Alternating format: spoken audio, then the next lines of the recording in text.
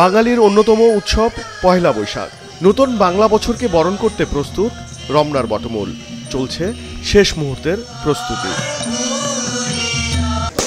সকালে সেখানে নিরাপত্তার মহড়া করে সিটিটিসির বোম্ব ডিসপোজাল ইউনিট, সোয়াট সহ ডিএমপির অন্যান্য ইউনিট।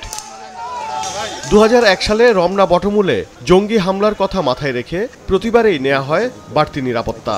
কোনো হামলার শঙ্কা না থাকলেও নেওয়া হয়েছে সর্বোচ্চ নিরাপত্তা ব্যবস্থা, জানান ডিএমপি কমিশনার।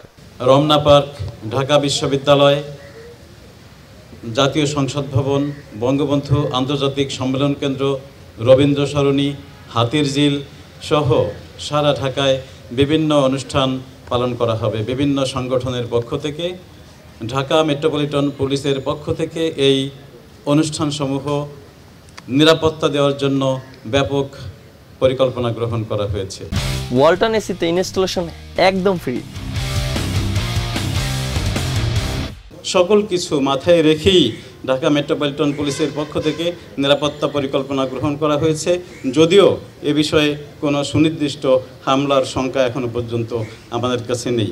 এদিকে এই উৎসবকে ঘিরে সারা দেশে বাড়ানো হয়েছে র্যাবের গোয়েন্দা নজরদারি।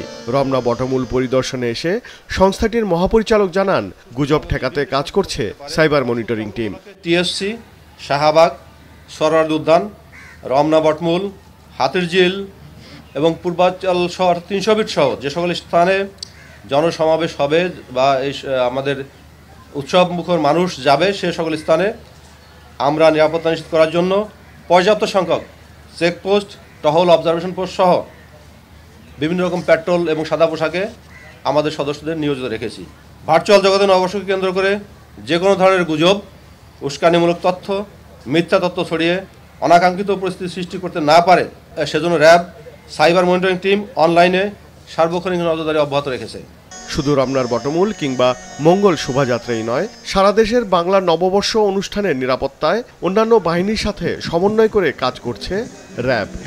ওবায়দুল কবির, মাছরাঙা সংবাদ, ঢাকা।